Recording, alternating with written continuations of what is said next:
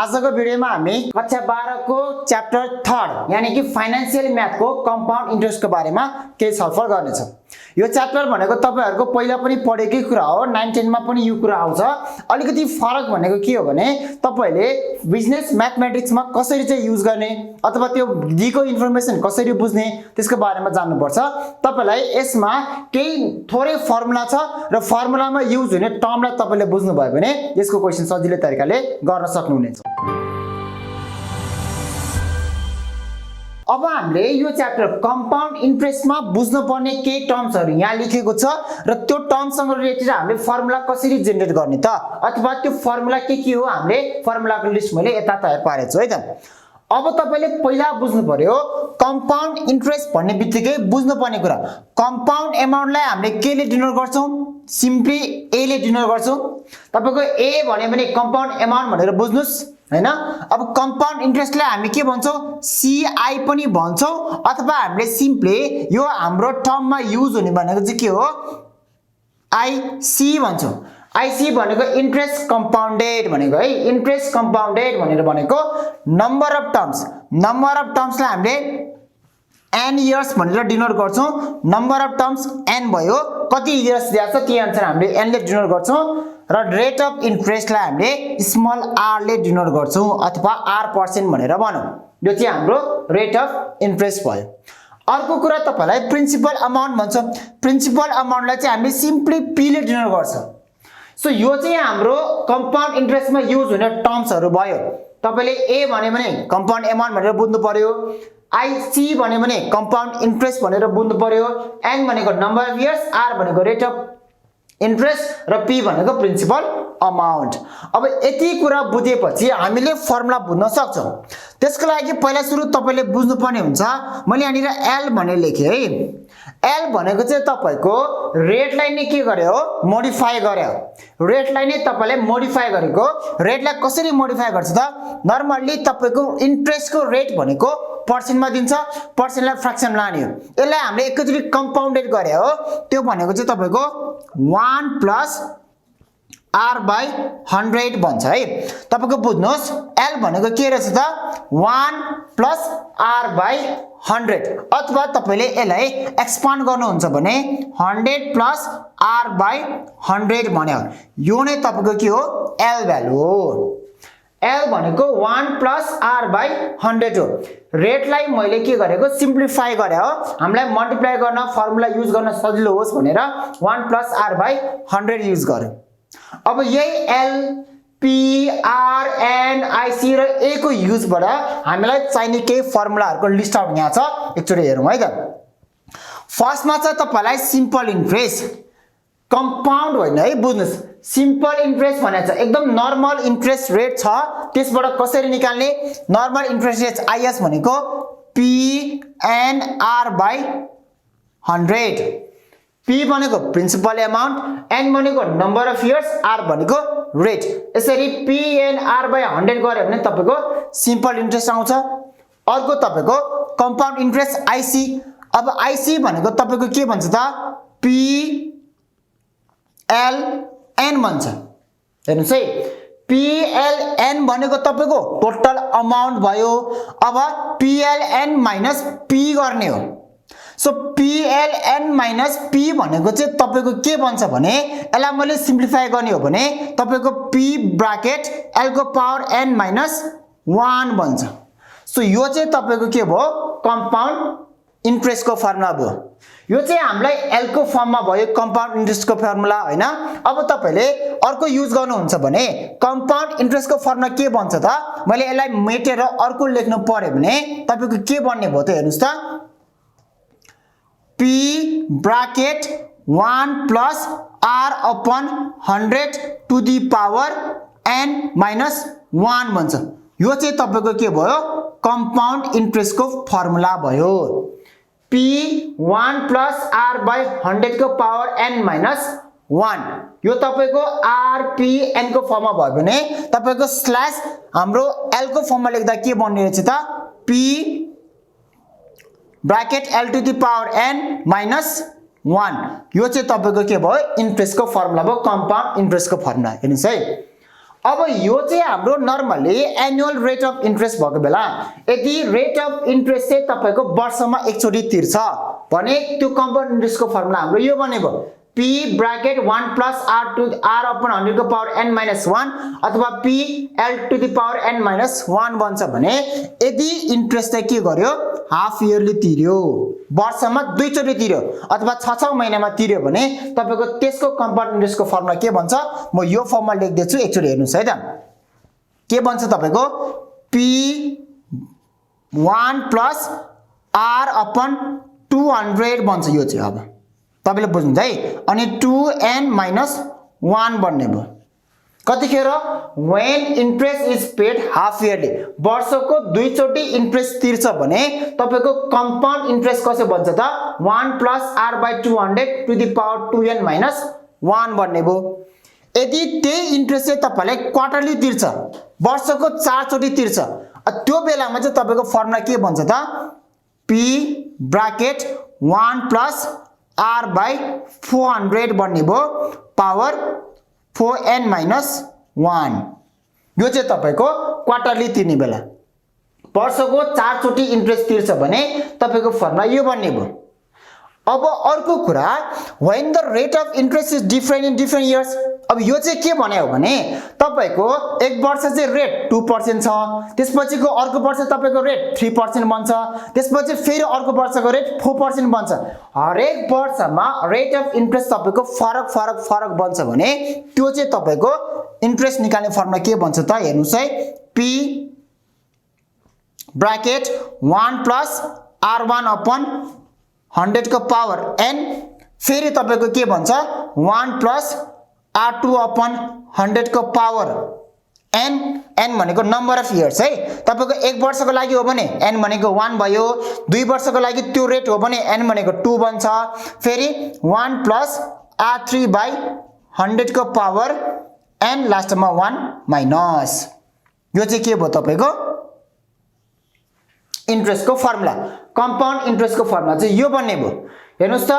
r1 भनेको first rate of interest first year second rate of interest in second years and third rate of interest in third years यसरी हामीले rate of interest फरक छ भने हामीले यो formula लगाएर निकाल्न सक्छौं लास्टमा चाहिँ हाम्रो कम्पाउन्ड एमाउन्ट को फर्मुला चाहिँ सिम्पली हामीले यदि कम्पाउन्ड इन्ट्रेस्ट अनुसारको यस्तो खालको फर्मुला लेख्ने हो भने तपाईको के भन्छ p bracket 1 plus r upon 100 को पावर n बन्छ अथवा यसैलाई मैले l को फर्ममा यहाँनिर हामीले l को जेनेरेट गरेर चाहिँ l को फर्ममा लेख्ने हो भने तपाईको के भन्छ त p l n भन्छ है किनकि l भनेको 1 plus r upon 100 हो हामीले l लाई स्पेसिफाई गरेर चाहिँ यहाँनिर सो l को फर्ममा लेख्ने हो भने p l n भयो यदि r को फर्ममा लेख्ने हो भने p 1 plus r by 100 को पावर n बन्ने भयो सो हामीले यो च्याप्टरमा यति कुरा बुझ्यो भने हामी गर्न सक्छौं अब कम्पाउन्ड इन्ट्रेस्ट र सिम्पल इन्ट्रेस्टमा फरक के छ सिम्पल इन्ट्रेस्ट भनेको तपाईको वर्षमा लास्टमा तिरिन्छ जस्तै एक वर्ष छ एक वर्षमा हामीले 1000 रुपैयाँ जम्मा गर्यो 5% रेटमा भन्यो भने हामीले एक वर्ष पछाडी कति रुपैयाँ पाउँछौ 50 रुपैयाँ पाउँछौ 5% अफ 1000 गर्दा 50 रुपैयाँ पायो फेरि अर्को वर्ष त्यही 1000 को 5% पाउँछौ फेरि अर्को वर्ष 1000 कै 5% पाउँछौ तर कम्पाउन्ड इन्ट्रेस्टमा चाहिँ तपाईको के हुन्छ भने एक वर्ष त 5% पायो 5% पाउँदाखेरि 1000 को 5% भनेको 1050 रुपैयाँ हुन्छ हामीसँग अब अर्को वर्ष चाहिँ तपाईको 5% रेट भनेको 1000 को होइन कि 1050 को चाहिँ तपाईले के पाउँछ इन्ट्रेस्ट पाउने भयो सो यसरी चाहिँ तपाईको हरेक वर्षको इन्ट्रेस्ट चाहिँ कम्पाउन्ड हुँदै गएर त्यही कम्पाउन्ड इन्ट्रेस्ट को चाहिँ फेरि हामीले के पाउँछौ इन्ट्रेस्ट पाउँछौ त्यसलाई नै हामी के भन्ने हो कम्पाउन्ड इन्ट्रेस्ट भन्ने हो अब यसकै बेसमा हामीले तपाईलाई केही क्वेशनहरु गरेर देखाउने छ अब तपाईको 1 नम्बरको क्वेशन हेर्नुस् है हामीले एउटा भर्खर हामीले फर्मुला पढ्यौ त्यही फर्मुलाको बेसमा एउटा मैले सिम्पल क्वेशन ल्याएको छु के भन्छ क्वेशन नम्बर 1 ले find the amount and compound interest भनेपछि कम्पाउन्ड अमाउन्ट भनेर बुझिहाल्नुस् इन्ट्रेस्ट अफ फर्स्ट केसमा 5000 at the rate of 10% per annum for 3 years 3 वर्षको लागि the interest being added yearly first केसमा इन्ट्रेस्ट चाहिँ तपाईको इयरली पे गर्छ रे सेकेन्ड केसमा हेर्नुहुन्छ भने इन्ट्रेस्ट एडेड हाफ इयरली भनेछ सो इयरली र हाफ इयरलीमा फरक के छ फर्मुलाबाट हामीले गरिहाल्छौं एकचोटी आई नम्बरको हेरौं है त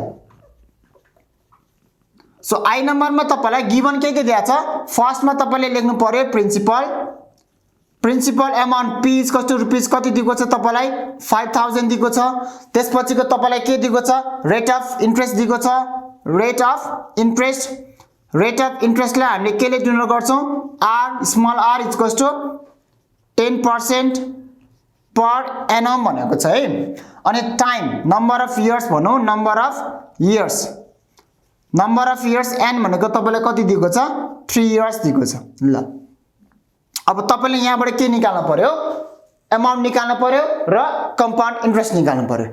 अब म अमाउन्ट निकाल्दै छु कम्पाउन्ड अमाउन्ट हैन त अमाउन्टको फर्मुला लेखिदिहालौं अमाउन्ट a इक्वल्स टु तपाईको फर्मुला pl को पावर n बाट गर्नुहुन्छ भने पहिला सुरु l निकाल्नु पर्यो l भनेको तपाईको 1 + r/100 बन्छ हैन म यताबाट गर्दिन हुन्छ नि डाइरेक्ट तपाईले के गर्न सक्नुहुन्छ p ब्र्याकेट 1 +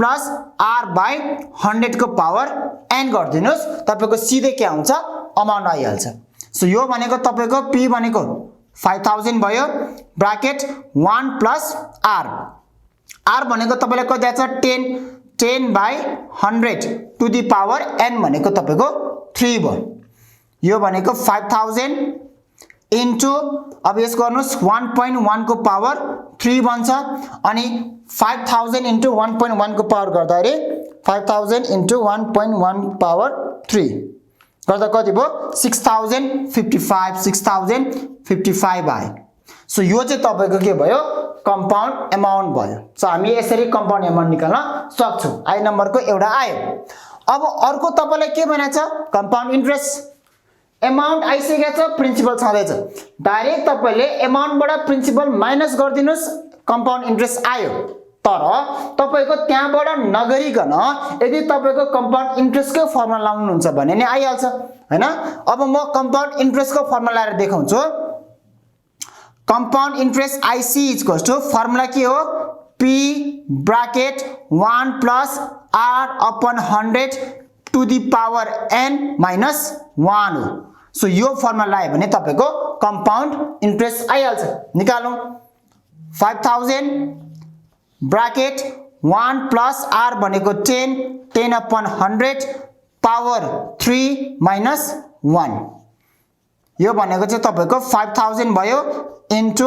यो भनेको 1.1 को पावर 3 minus 1 5000 इन्टु अब यसलाई क्याल्कुलेटरमा थिच्दिनुस् 1.1 को पावर 3 minus 1 गर्दाखेरि तपाईको कति आयो 0.331 यसलाई तपाईले क्याल्कुलेटरमा थिच्दिनुस् इन्टु 5000 यो गर्दा कति आयो त 1655 आयो सो यो चाहिँ तपाईको के रहेछ त 3 वर्षमा कम्पाउन्ड इन्ट्रेस्ट निस्क्यो therefore compound interest is rupees कति भयो तपाईको 1655 हेर्नुस् त अमाउन्टबाट डाइरेक्टली प्रिन्सिपल घट्दा पनि तपाईको 1655 आउँछ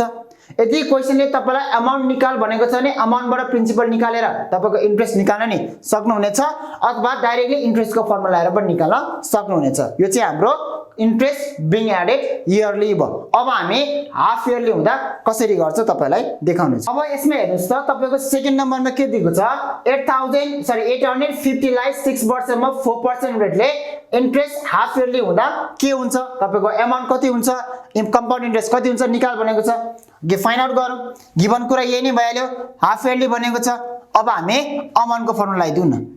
सिम्पली फर्मुला मात्र फरक हो amount A equals to P bracket 1 plus R upon अब हाफ इयरली भनेको छ त्यही भएर तलपट्टि कति भयो 200 भयो अनि यो पावरमा 2n तपाईको टाइम्स डबल हुन्छ रेट के हुन्छ हाफ हुन्छ अब हेर्नुस् न यहाँबाट 850 दिएको छ ब्रैकेट 1 plus R भनेको तपाईको 4% 200 4/200 ब्रैकेट 2 into n भनेको तपाईलाई अहिले कति दिएको छ 6 दिएको छ अब यसलाई क्याल्कुलेट गर्नुस् तपाईको आन्सर आइहाल्छ ब्रैकेट यसलाई हेर्नुस् त 1 plus 4 divided by 200 गर्दा कति आउँछ 1.02 1.02 को पावर 12 बनियो। अब 1.0 को 2 को पावर 12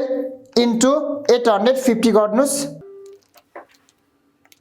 तपाईको कति आयो 1078 1078.01 आयो ल। यो चाहिँ तपाईको के भयो कम्पाउन्ड अमाउन्ट भयो। यो चाहिँ हामीले हाफ इयरली को कम्पाउन्ड अमाउन्ट निकाल्यो। अब इन्ट्रेस्ट निकाल्यो। इन्ट्रेस्ट पनि तपाईको 1078.01 बाट यो घटाए भने आइहाल्छ, तर हामीले फर्मुला अनुसार गर्ने हो भने के बन्छ त तपाईको आईसी मतलब compound interest half yearly. Formula लगाइदियौ P bracket 1 plus R upon 200 whole power 2n minus 1। Principal बनेको 850 भयो bracket 1 plus 4/200 whole power 2 into 6 minus 1। तपाईको यो बनेको 850 भइहाल्यो ब्रैकेट यो बनेको तपाईको 1.02 होल पावर 12 माइनस 1 बन्छ। यसलाई क्याल्कुलेटरमा थिच्दिनुस् अब भइहाल्छ। सो 1.02 पावर 12 गर्दा तपाईको माइनस 1 गर्दा कति आयो 0.268 समथिङ अराउन्ड यति आयो।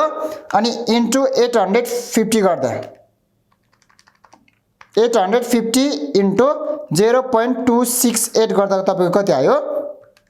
227.8 तपाईको यति आयो। हेर्नुस् त 227.8 आयो। यो चाहिँ तपाईको के भयो त इन्ट्रेस्ट आयो। सो यसरी हामीले हाफ इयरले पनि इन्ट्रेस्ट निकाल्न सक्छौं। यसमा अलिकति फरक आयो, त्यो राउन्ड अफ फिगरको फरक हो। तपाईले गर्न सक्नुहुनेछ यसरी हाफ इयरले दिएको छ भने इन्ट्रेस्ट निकाल्न सकिहालिन्छ।